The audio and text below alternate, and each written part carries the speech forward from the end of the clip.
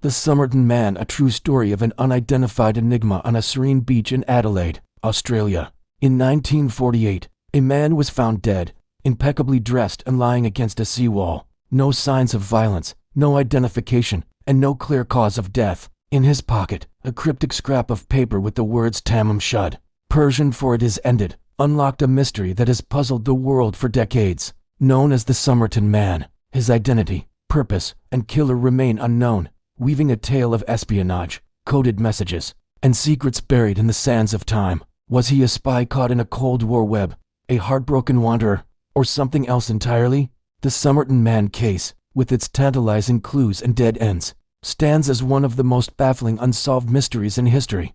It began on December 1, 1948, at Somerton Beach, a quiet coastal spot in Adelaide. Early that morning, passers-by noticed a well-dressed man in a suit, slumped against the seawall, his legs crossed and a cigarette resting on his collar. At first, they thought he was drunk or asleep, but he was dead, with no visible wounds or signs of struggle. Police arrived, finding no wallet, no ID, and labels cut from his clothing. His pockets held only a few items: a comb, a bus ticket, a pack of cigarettes, and a tiny rolled-up piece of paper torn from a book, bearing the words "Tamam Shud." The autopsy deepened the mystery. The Somerton Man, estimated to be in his 40s, was in excellent health, with an athletic build and no obvious cause of death. Toxicologists suspected poison, possibly digitalis or a barbiturate, but tests were inconclusive. His spleen was enlarged, and his stomach contained traces of blood, hinting at a subtle, deliberate killing.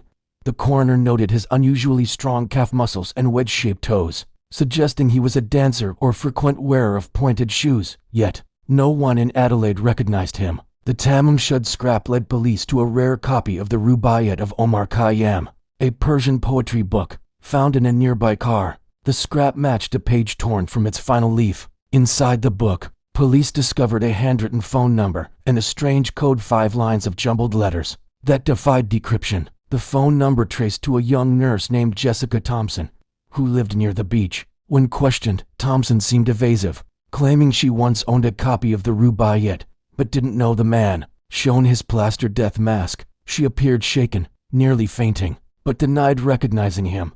Her guarded demeanor fueled speculation of a deeper connection. Investigators pursued every lead.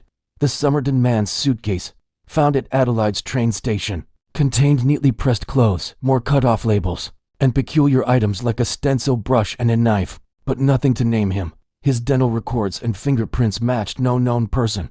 The code in the book stumped cryptographers, with some theorizing it was a cipher tied to espionage. The Cold War was brewing, and Australia's proximity to nuclear testing sites made Adelaide a potential hotspot for spies. Was the Somerton Man a Soviet agent, an American defector, or a double agent silenced by poison? Another theory centered on Jessica Thompson.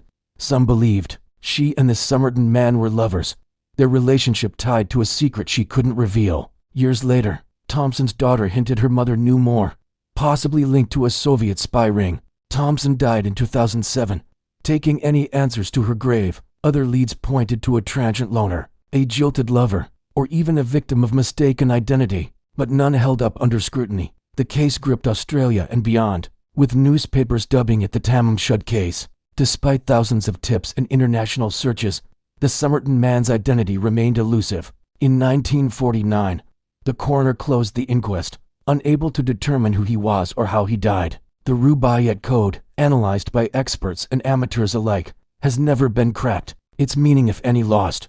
In 2022, the Somerton Man's body was exhumed for DNA analysis, sparking hope of a breakthrough. Researchers identified a potential name: Carl Webb, an Australian engineer with a troubled personal life, but conclusive proof remains pending. Even if confirmed, the questions of why he died and who killed him persist. The case has inspired books, documentaries, and endless theories, from espionage to forbidden romance. Today, the Somerton Man endures as a symbol of the unknowable. Somerton Beach looks much as it did in 1948, its waves whispering secrets no one can decode. Was he a man caught in a deadly game of spies, or simply a soul who chose to end his story in silence? The Tamam Shud mystery, like the man himself, remains an enigma wrapped in the quiet of an Australian dawn.